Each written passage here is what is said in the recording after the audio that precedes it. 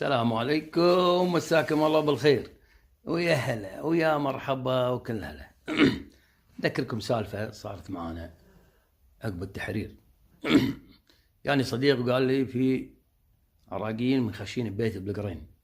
طبعا كان بيت بلقرين نصها مهجورة، ما توزعت بعدها. والله ونروح هناك طال عمرك انا ويا علي، ولا الباب مال الصالة باب قوي، ألمنيو جام ألمنيو جام ألمنيو جام شيت في صالة. مخطط. كان اقوم انا قلت يعني استعجلت قلت برفس الباب، المفروض ما ارفسه، المفروض يجيب لي واكسر الباب. ارفس الباب والرفسه ما اتحرك الرفسه الثانيه من قلب ولا داشر لي داخل، ولا كاسر الجام والجام مسيم ما يتكسر، ولا على قد ريلي داشه داخل، ولا انا طايح على ظهري وريولي فوق. علي وراي سند لي وقفني شوي شوي، سحبت ريلي طلعتها، ريلي على ما قالوا متشلخه تنزف. ركبنا راح مستشفى العدان هناك قاعد على الورشير ودي تنزف. مر الدكتور شافني انا مثل الله يخلقي، الله يخلقي ما ابي القاع تدمر دم، يعني ابي فوطه بشيء الف فيها ريلي. قال انت خايف؟ وقال انت خايف؟ وكان تلاشط انا الدكتور.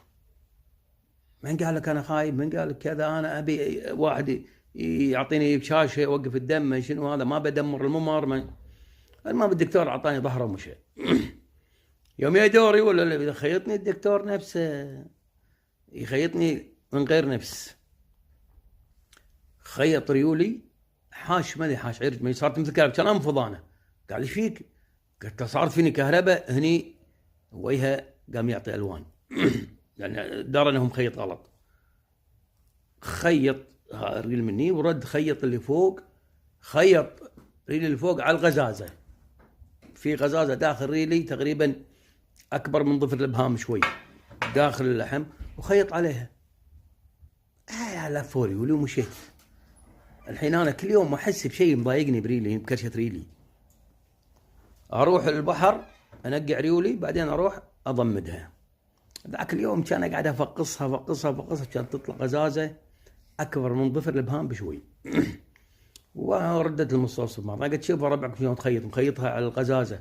كان طالعني سيسه، قالت انت وين تداوم؟ شنو وانا داوم؟ قال شلون طلع الغزاله؟ قلت طلعتها بعد شنو، رعصتها وطلعت. وهذه ريلي وردتكم اياها شو مشوهه. ويا هلا ويا مرحبا وكل هلا فيكم حبايب.